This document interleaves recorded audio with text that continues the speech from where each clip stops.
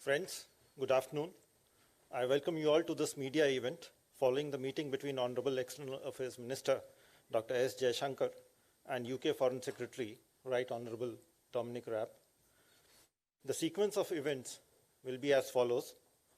After the press statements by External Affairs Minister and the Foreign Secretary, there will be 2 questions each from the Indian and the UK media. May I now invite Honorable Minister of External Affairs, Dr. S. Jaishankar, to make his remarks to the media. Yes.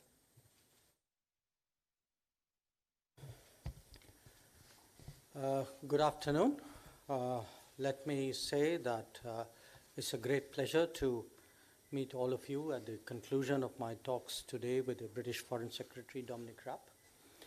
He is in fact the first foreign minister who has visited us on a bilateral visit since the onset of the pandemic.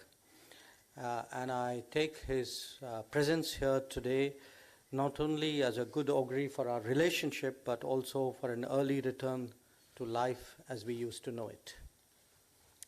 Now, we've had this morning about 4 hours of discussion on a very wide range of issues. The focus has been on how to take our ties to a higher level. In recent years, as you all know, there have been very big changes in global politics, and we both believe that our interests are better served by working together more effectively. That will not only be building on our historical ties, but also expressing our shared commitment to a multipolar world. As democratic polities, market economies, and pluralistic societies, we can, we should, and we will make a difference to the realization of a rules-based global order. A lot of our time today was spent on how to give policy directions to broaden our cooperation and encourage more activities and collaborations. We focused on 5 broad themes, which was connecting people, trade and prosperity, defense and security, climate, and health. Apart from senior officials of the Foreign Ministry, including the Foreign Secretary who joined us today, I was also accompanied by the Principal Scientific Advisor who, as many of you would know, coordinates our vaccine response. That was something which was discussed in some detail. Foreign Secretary Raab will also be meeting my colleagues, Environment Minister Prakash Javadekar and Education Minister Ramesh Pokhriyal during his trip. During the course of the year, the Foreign Secretary and I have been telephonically discussing both our COVID challenges and their economic implications. Today's meeting gave us an opportunity to exchange notes and update ourselves on those issues. It is important that India and UK strengthen their collaboration to hasten their post-COVID economic recovery. This has many facets, including promoting greater trade and investment, fostering innovation, and facilitating the flow of talent. I'm truly glad that the Foreign Secretary will be interacting with Indian industry during his visit. As foreign ministers, we naturally reviewed the state of the world, the situation in Afghanistan, the evolution of the Indo-Pacific, and developments in the Middle East were among the subjects that came up. The challenges posed by terrorism and radicalism were a shared concern. As India enters the UN Security Council next month, we look forward to working together with the UK on a range of global issues. Overall, I think it would be fair to say we had very productive discussions as our partnership becomes more ambitious and consequential. We are the 2 ministers who will carry the responsibility of delivering on the vision of our leadership. So I look forward to working with the Foreign Secretary very closely in the coming days, which will be particularly important. He will tell you why, as indeed in the coming years. Thank you. Thank you, sir. Now may I call upon the UK Foreign Secretary, the Right Honourable Dominic Raab, to make his remarks. Good afternoon. Thank you all for joining us.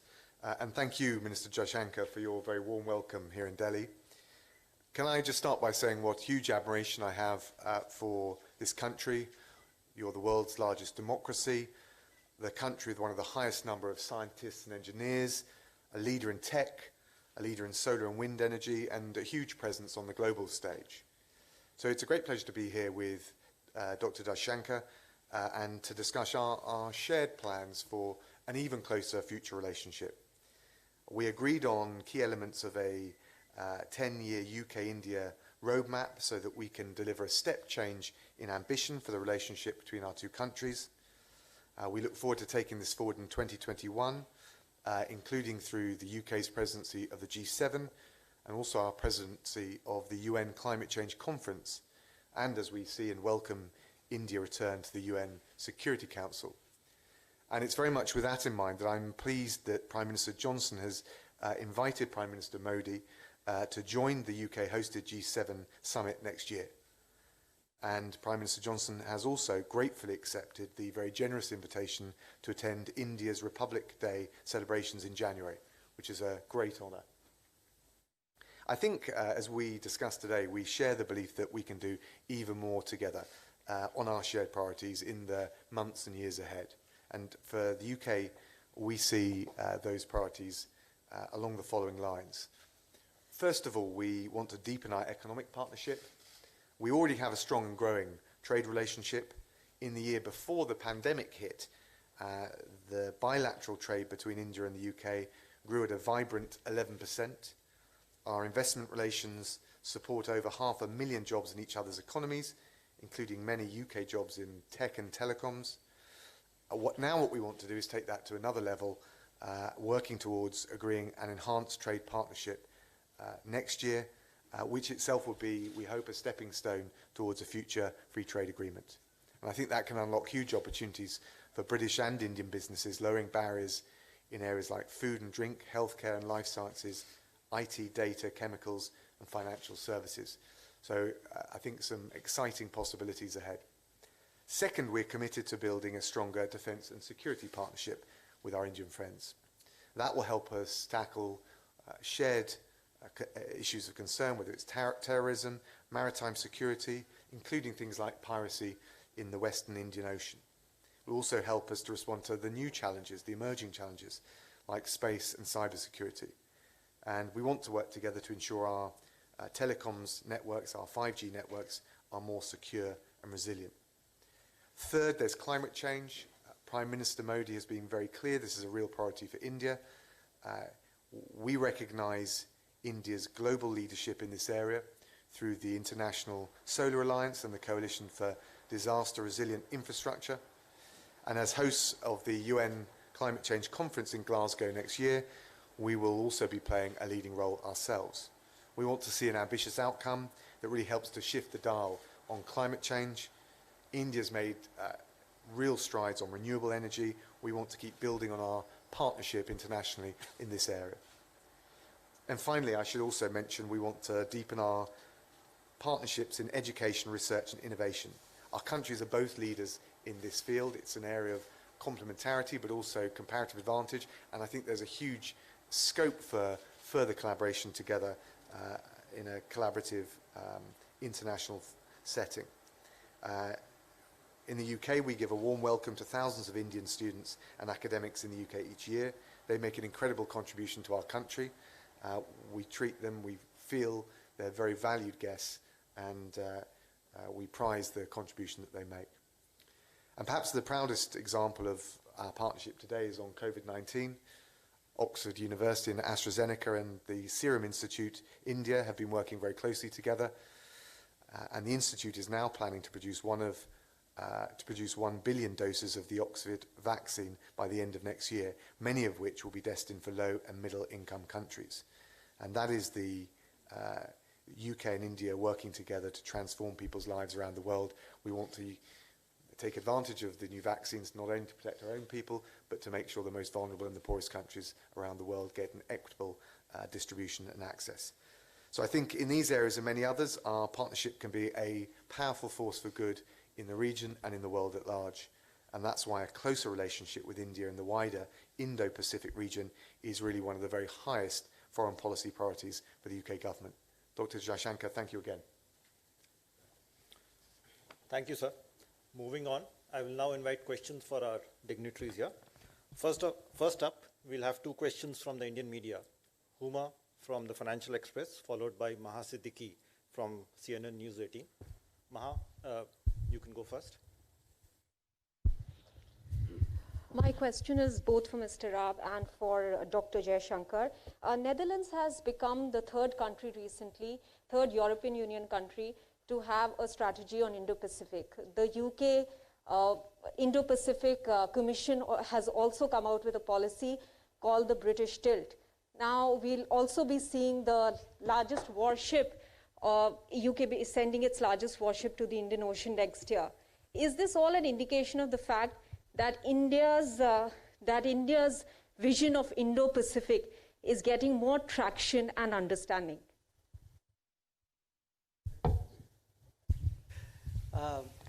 Thank you. Look, let me say this. Obviously, India has its vision of Indo-Pacific, but in fairness, I would also recognize that a lot of other countries do. There are obviously big overlaps, and there could be some nuances up there. So the first point of my answer would be, for us, it is a matter of satisfaction that there is today a growing recognition and acceptance of the idea of Indo-Pacific. That, we've seen this, today with the UK, with Netherlands, with Germany, with France, with EU, with the ASEAN, other than Japan and Australia and the United States. And I dare say there'd be more.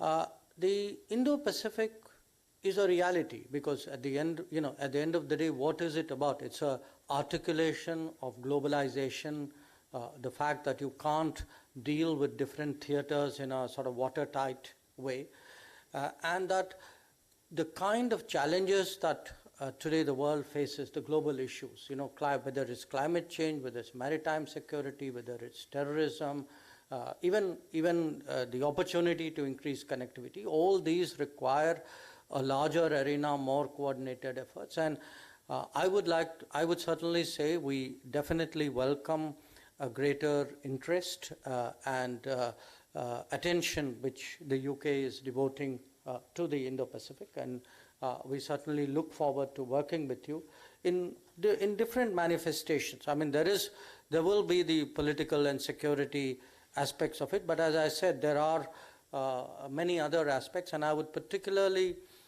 commend your attention to an initiative we have tabled in the East Asia Summit called the Indo-Pacific Oceans Initiative, because you will see a lot of elements of climate change and marine ecology where I certainly believe that it would be profitable for us to work together. Well, I was reading Dr. Jaishankar's book on the way over, on the flight over, and I thought there were remarkable areas of common overlap and common interest, not just on the issues and the way we're looking at them, but the way of viewing the world and the way of approaching the world. And I think that's partly a recognition of the enormous economic potential, not just of India, but the Indo-Pacific region, not just over, say, a 2-year period, but a 20, 30-year period. And I think you're seeing the rest of the world, certainly the United Kingdom, focus and reflect that. I think it's also a recognition of the benefits of greater cooperation because of all of the issues, some of them opportunities, some of them risks and challenges that come to the salience of this region as a whole. We've got shared interests and shared values. I thought Minister Jaishankar put it well. We will operate with in different ways and collaborate and cooperate in different ways depending on what the issues are. But a certain extra element of agility, I think, is probably called for in the with the various different issues and the way the world is changing. But certainly if you look at shared interests and shared values and you put it all together, from maritime security, vulnerability of supply chains, the opportunities to really shift the dial on climate change, we see this as a top priority, and not just the relationship with India, but you're going to see, and we'll articulate integrated review, which is the strategic review the United Kingdom has done. We're going to publish that early in the new year. You'll hear us talk a lot about an Indo-Pacific tilt, and there'll be, I'm sure, no stronger partner as we look to further to the east than India. Uma? Hi, I have a question for our minister. So this is the first foreign minister's visit to India post-COVID. So what is the importance of this visit? And also we hear that the UK Prime Minister is going to be the chief guest during the Republic Day. And also a question for the UK Foreign Secretary. Why have you chosen this time of the year for the visit? What is the significance? Let me be a little technical about it. It's not the first foreign minister's visit, it's the first foreign minister's bilateral visit, because Secretary Pompeo was here for a 2+2, so don't want to ignore that. Look, I think the Foreign Secretary comes here at a very important time. In a way, I'm answering the question you posed to him. It's an important time because we are looking at a post-COVID world. Even independently of the COVID, India was looking at, I would say, re-engineering many of its important relationships in a more imaginative and productive way. We're also looking at a post-Brexit world from the perspective of the UK. So this is a right time really for us to put our heads together, discuss where are you, where are we, how does the world look, where do our interests sort of converge, what can we do together. Now, from an Indian perspective, look, the UK is an enormously important partner. There are many, many facets. I think some of you have heard me say this before, that there are many UKs. There is the global UK, there is the City of London UK, there's the Diaspora UK, there's the Tech Innovative UK, and there's the Economic UK. So if you look, the relationship that we reviewed today, it is already a very big relationship, but it has a great potential of being scaled up very much more. And we certainly think that the presence of Prime Minister Boris Johnson as the chief guest at Republic Day 2021 and the Foreign Secretary, you just heard him convey the acceptance of the invitation that we had extended, would be, it would be in a way symbolic of a new era, of a new phase of our relationship. It will also really drive us to put in place, I think, a lot of mechanisms and platforms which would realize the kind of expectations that both Prime Minister Modi and Prime Minister Johnson have of the relationship and which they have discussed with each other. Let me also add that we actually place, and this is from my somewhat narrower perspective as Foreign Minister, that the UK is also a very, very important partner for us, whether it is on global issues, whether it's in multilateral organizations. So quite apart from the bilateral relationship, which we are working very hard to take to a higher level, we certainly expect a much closer working together in international organizations and platforms and on global issues. I don't agree with all of what Dr. Jaishankar said. I don't have too much to add. Why now? I think we'd have probably tried to get it in earlier. I would have loved to have come earlier, but COVID has been restricting travel movements, and I guess that's played a part. But beyond that, I think as we are coming to the end of the transition period of the Brexit phase, we are looking out to the world, broadening our horizons, looking east in the way I described. I think you can expect the United Kingdom to be more active and energetic.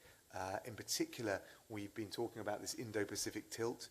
The opportunities for trade and investment here and in the region are very wide, and also the opportunity to be an even stronger force for good in the world. We've spent a lot of our time today talking about COVID, what can we do? We've obviously got the benefit of scientists and the manufacturing capacity to to get a vaccine into our own peoples, but how do we make sure there's an equitable distribution for the rest of the world? That's something dear to my heart, just as it is to Dr. Jaishankar's. Climate change, I think Prime Minister Modi made a series of very important announcements at the weekend at the Climate Ambition Summit that we co-hosted.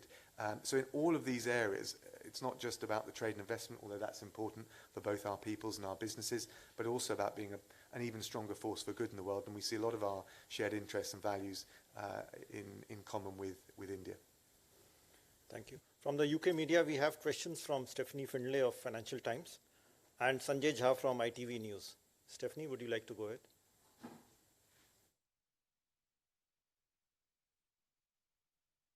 Hi, thank you. This is a question for both. India didn't sign up for the regional free trade deal, RCEP.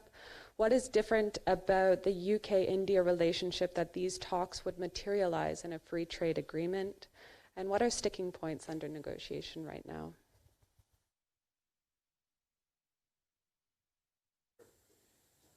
Well, I think you're comparing apples and oranges. UK wasn't part of the RCEP. So I'm not sure that our experience and decisions on the RCEP front really sort of carry over to the discussions with the UK. There have been discussions between our trade ministers. Unfortunately, neither of us are trade ministers, so there's a limit to the detail we could share with you even if we wanted to. But there is, I think, a serious intent really to take our trade relationship forward. And probably at this time, it would be best for me to leave it at that. Yes, I mean, as has just been said, every trade negotiation is different. But I think when we look at the contours of our respective economies, we see the opportunities on both sides, and it will be important. Any trade negotiation, even between close friends, it has to be benefits on both sides. Obviously, our trade teams will engage in the haggle, if I can put it like that. But what I think we recognise is the possibilities for a deeper trading relationship. The contours of our economy, I think, would allow that, and we certainly, as foreign ministers, see a very powerful strategic case. So I think we will want to nudge our trade negotiators along and see what we can achieve. I would just add that I would echo particularly the last bit, which is we see the strategic case and we will be nudging them along. Sanjay Jha.